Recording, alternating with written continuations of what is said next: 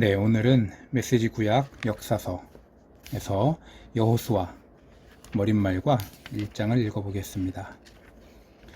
역사서를 다시 읽어보고 싶었어요. 그동안 신약과 시가서를 주로 읽었는데 역사서를 읽고 싶은 마음이 마음 한켠에 생겨나고 있었거든요.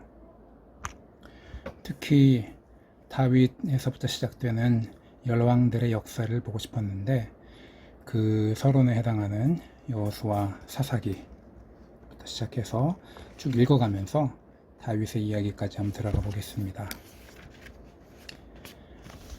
읽는 대본은 메시지입니다. 여호수아 머릿말. 땅, 젖과 꿀이 흐르는 땅, 약속의 땅, 거룩한 땅, 가나안 땅, 그 땅. 모세의 뒤를 이어 이스라엘의 지도자가 된 여호수아가 요단 강가에 서 있다. 그 강 건너편 가나안 땅에 들어가 그곳을 차지하려는 것이다. 그곳은 유구한 역사의 거대한 문명들 사이에 낀 보잘것없는 지역이었다. 그곳에서 무언가 중요한 일이 일어나리라 생각했던 사람은 당대에 아무도 없었다. 그 협소한 지역은 이집트와 메소포타미아라는 두 위대한 문화권과 경제권 사이에 놓인 다리라는 점을 제외하면 하등의 중요성도 없었다. 그러나 이제 그곳은 인류의 종교사에서 중요한 곳이 될 것이었다. 아니, 그곳은 실로 앞선 모든 것과 주변 모든 것을 압도하는 곳이 될 것이었다. 이스라엘 백성은 거의 500년 동안을 땅 없이 살았다.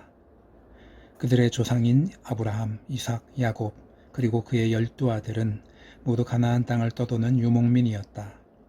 그들 이후 이스라엘 백성은 장구한 세월 동안 400년이 넘도록 이집트에서 종으로 살았고, 그러다 모세의 인도로 기적적인 해방을 맞아 자유민이 되었으며, 하나님의 인도와 축복 아래 40년간 자유민 수업과 훈련을 받았다.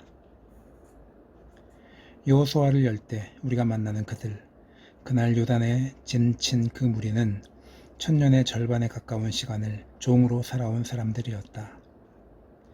불과 얼마 전에야 자유의 몸이 된 초라한 행색의 유랑민이었다. 땅 한 평 가질 수 없는 종이 땅을 소유한 자유민이 되는 일은 실로 엄청난 변화였다. 그런 변화를 이끌며 여호수아는 그 땅을 정복했고, 그 땅을 12지파에게 분배했으며, 그 백성을 그 땅과 그 땅을 선물로 주신 하나님과 묶어주는 엄숙한 언약, 증거의식으로 대장정을 마무리했다. 그들은 오직 하나님만 예배하는 백성이 되겠다고 서약했다. 여호수아서를 신성한 이야기로 받아들이는 데 있어 현대 독자 대부분에게 가장 큰 걸림돌은 이른바 거룩한 전쟁이라 불리는 군사행동이다. 내가 거룩한 저주라고 번역한 그것은 정복한 성읍의 주민을 모조리 죽이고 짐승이든 물건이든 그 안의 모든 것을 완전히 파괴해버리는 행위를 말한다. 대학살, 대대적인 파괴 행위이다. 이 책에서도 하나도 살려두어서는 안 된다는 말이 후렴구처럼 반복해서 등장한다. 흔히 우리는 지금 우리 시대의 시각에 입각해 어찌 이렇게 잔혹할 수가 라고 말한다. 그러나 우리가 주전 13세기로 돌아가 본다면 아마 다른 시각을 갖게 될 것이다. 당시 가나안 문화는 아이 희생제, 사원 매춘으로 얼룩져 있었다. 신들을 움직여 득을 볼 요량으로 사회에서 가장 죄 없고 힘없는 이들, 어린아이와 처녀들을 잔인무도하게 희생시키는 야만적 관행들이 횡행하는 사악한 배무리 같은 곳이 바로 가나안이었다. 모세의 리더십과 가르침을 이어받아 여호수아가 펼쳐 보이는 이 구원의 이야기 역시 특정 장소들에 뿌리박고 특정 사람들과 결합되어 있다. 그래서 수백 개도 넘는 구체적 지명, 명칭, 이름들이 등장한다. 이 이야기에서는 우리가 흔히 종교의 중심 주제라고 여기는 것들, 즉 관념, 진리, 기도, 약속, 신조 등이 특정 인물이나 실제 장소와 분리되어 별개로 제시되는 법이 결코 없다. 성경이 제시하는 종교에는 구체적 인물이나 장소와 동떨어진 위대한 사상이니 숭고한 진리니 영감을 주는 생각이니 하는 것들이 설 자리가 없다. 우리를 향한 하나님의 크신 사랑과 목적은 언제나 혼란, 위기와 죄, 파탄, 일상적 노동, 평범한 꿈 같은 것들을 통해 이루어진다. 하나님은 언제나 우리의 이상적인 모습이 아니라 있는 모습 그대로를 사용해 일하신다. 그분은 여호수아에게 그리고 우리에게 다음과 같이 말씀하신다. 힘을 내어라. 용기를 내어라. 겁내지 마라. 낙심하지 마라. 하나님, 네 하나님이 네가 내딛는 모든 걸음마다 함께할 것이다. 하나님을 현실 곧 어려운 세상살이에서 벗어날 도피처로 삼기 좋아하는 이들은 이런 방식이 그다지 마음에 들지 않을 것이다.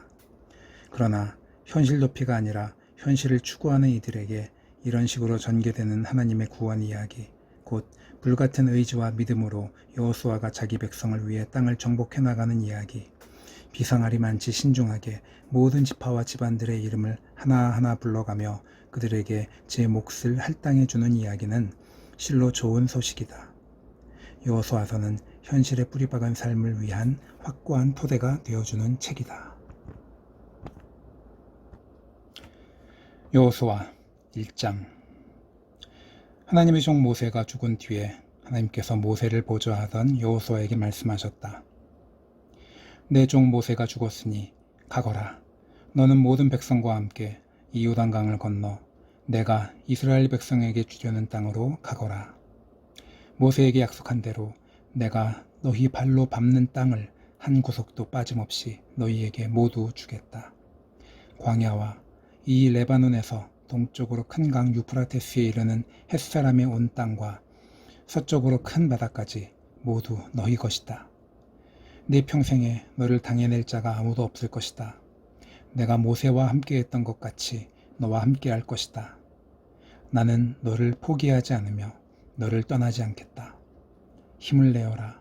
용기를 내어라. 너는 이 백성을 인도하여 내가 그들의 조상에게 주기로 약속한 땅을 유산으로 받게 할 것이다. 내 마음과 뜻을 다하여라. 모세가 너에게 명령한 계시를 하나도 빠짐없이 그대로 행하여라. 왼쪽으로나 오른쪽으로나 길을 벗어나지 마라. 그러면 틀림없이 네가 가려는 곳에 이르게 될 것이다. 또 이 계시의 책이 잠시도 네 마음에서 떠나지 않게 하여라. 밤낮으로 그것을 묵상하고 마음에 새겨 거기 기록된 대로 반드시 모두 행하여라. 그러면 네가 이르려는 곳에 이르게 될 것이고 네가 뜻한 바를 이루게 될 것이다. 내가 네게 명령하지 않았느냐? 힘을 내어라. 용기를 내어라. 겁내지 마라. 낙심하지 마라. 하나님, 네 하나님이 네가 내딛는 모든 걸음마다 함께할 것이다. 그리하여 여호수아는 백성의 지도자들에게 명령했다. 진을 두루 다니며 백성에게 이렇게 명령하십시오. 짐을 꾸리십시오. 사흘 후에 여러분은 이 요단강을 건너서 하나님, 여러분의 하나님께서 여러분 소유로 주시는 땅에 들어가 그 땅을 차지하게 될 것입니다. 또 여호수아는 르우벤 지파와 갓 지파와 므낫세 반쪽 지파에게 이렇게 말했다. 하나님의 종 모세가 여러분에게 명령한 것을 잊지 마십시오. 하나님, 여러분의 하나님은 여러분에게 쉼을 주시고 이 땅을 주시는 분입니다. 여러분의 아내와 자녀와 가축들은 모세가 여러분에게 준 땅인 여기 요단강 동쪽에 남아도 좋습니다. 하지만 강한 군사인 여러분 모두는 형제들의 선두에 서서 전투 대형으로 강을 건너 하나님, 여러분의 하나님께서 여러분에게 주신 것처럼 여러분의 형제들에게도 쉴 곳을 주실 때까지 그들을 도와야 합니다.